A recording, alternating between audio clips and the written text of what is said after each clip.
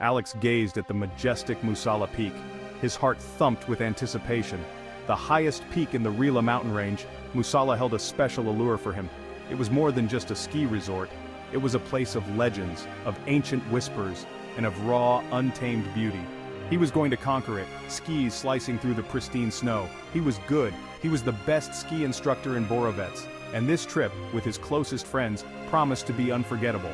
Alex had been coming to Borovets since he was a kid. He knew every slope, every turn, every hidden glade.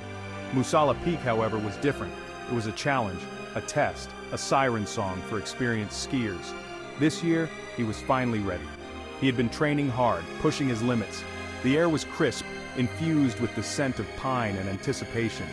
Excitement buzzed among Alex's friends as they gathered at the foot of the mountain. They were a diverse group, each with their own quirks and strengths. There was Boris, the jokester, always ready with a witty remark. Elena, the level-headed one, always prepared for any situation. And Sofia, the adventurous one, always up for a challenge. Alex grinned. He was ready. His friends were ready.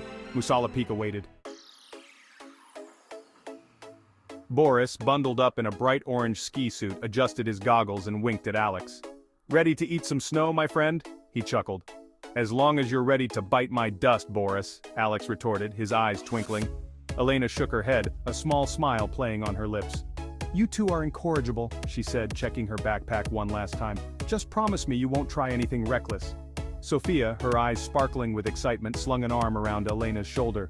"Relax, Elena," she said. "We're with Alex. He'll keep us safe." Alex laughed. "That's right, Sofia. Trust in the expert." He clapped his hands together. "All right, team, let's do this." The friends started their ascent. The air grew thinner, colder as they climbed. The laughter and chatter faded, replaced by the rhythmic sound of their skis on the snow. The sun climbed higher, painting the snow-covered slopes in a dazzling white. As they reached a particularly steep incline, Alex paused. The wind, previously a gentle caress, now whipped at their faces, carrying with it a chill that pierced even their warmest layers. The sky, once a brilliant blue, was now a hazy gray, the sun a pale ghost behind the thickening clouds. "Did it just get colder?" Boris asked, his voice tight. He pulled his scarf over his nose, his eyes scanning the sky nervously. "We should check the weather report," Elena said, her voice calm but her eyes reflecting the growing concern in Boris's. She pulled out her phone, her brow furrowing as she read something on the screen. "There's a storm front moving in faster than expected. We should head back." Sofia groaned. "But we just got started!" she protested, her gaze fixed longingly on the peak, now tantalizingly close yet so far away. Alex hesitated. He wanted to reach the top, to conquer this mountain. But Elena was right. The weather in the mountains was unpredictable, unforgiving. He knew better than to take unnecessary risks. "Elena's right," he said, his voice firm. "Safety first." He turned to face his friends, his eyes serious. "We can try again another day, but today, the mountain wins." They turned back, their descent faster, more urgent. The wind howled around them, the snow beginning to fall in thick, swirling flakes. Visibility dropped rapidly. The once familiar slopes were now a blur of white, the trees ghostly shadows against the blinding snow. "This is bad!" Alex shouted, his voice almost lost in the wind. He could barely see Elena and Boris, who were skiing just ahead of him. "Sofia! Where was Sofia? Sofia!" he yelled, his voice raw with panic. He skied towards where he thought he had last seen her, his heart pounding against his ribs. A wall of white. The wind shrieked. The snow blinded him. He was caught in a whiteout. Section 5. Vanished. Alex fought his way through the blinding snow, his heart pounding like a drum in his chest. He could barely see a foot in front of him. The wind snatched his cries, tossing them back in his face, unheard, unanswered. He spotted a dark shape looming through the white chaos. Boris, and Elena, her face pale with worry. Relief, sharp and sudden, pierced through the fear constricting Alex's chest. "Sofia?" Elena gasped, her voice thin and strained. Alex shook his head, dread pooling in his stomach.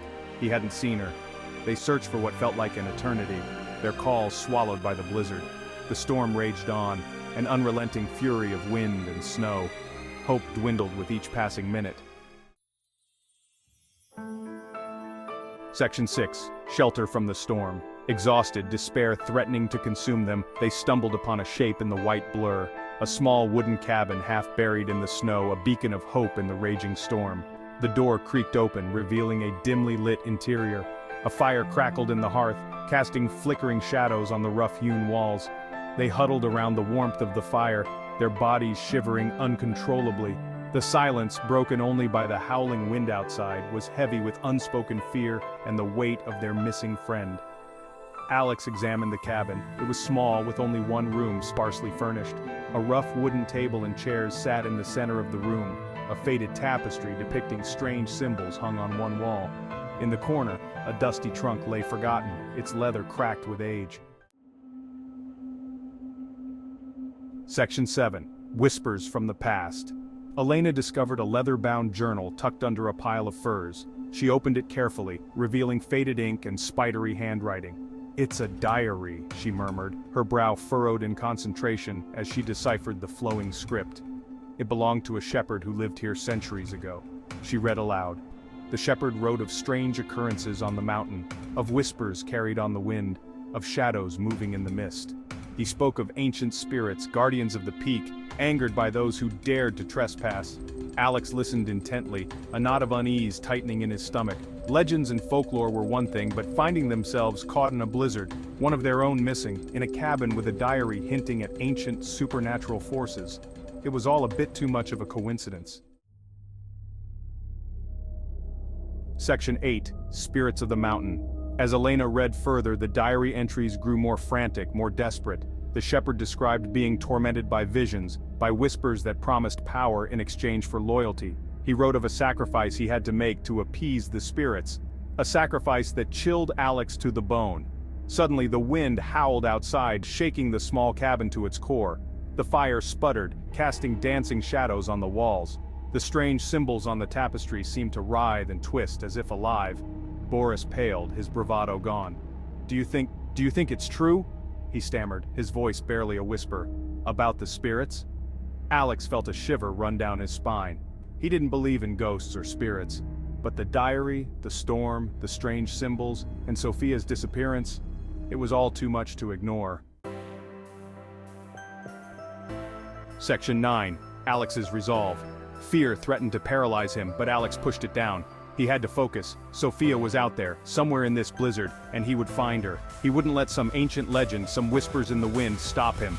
He looked at his friends, their faces pale and drawn in the flickering firelight. He saw the fear in their eyes, but also a glimmer of hope, a spark of trust in him. "Listen," he said, his voice firm, resolute. "I don't know what we're dealing with here, but we're not giving up. Sophia needs us. We'll find her." He grabbed the old shepherd's map, his eyes scanning the faded lines and symbols. He had to think like the shepherd, understand the mountain, its secrets, its dangers. There, marked with a circle of red ink, was the place of sacrifice, the place where he believed he would find Sophia. Section 10. Dawn breaks.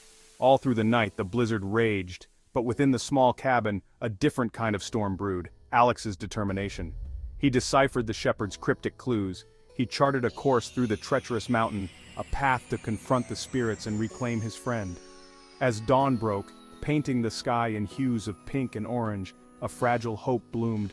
The wind died down, the snow eased, and through the clearing mist, the peak of Musala beckoned, no longer menacing, but somehow welcoming. Alex, followed by a determined Boris and a resolute Elena, ventured out. The air was crisp, cleansed by the storm. The world glistened, reborn. They followed the shepherd's map, their breaths frosting in the air, their eyes fixed on the peak. Section 11. Hero of Musala Peak. They found Sophia on a ledge near the peak, disoriented but unharmed. The storm, in a strange twist of fate, had guided her towards a sheltered crevice. It was as if the mountain itself, having tested their courage and resolve, had decided to show mercy. The descent was easier, the joy of finding Sophia fueling their steps. As they reached the base, a cheer went up from the rescue team that had gathered, their faces etched with relief.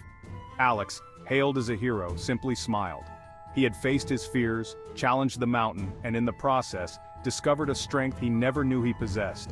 He had stared into the heart of the storm and emerged victorious. He had become a legend of Musala Peak.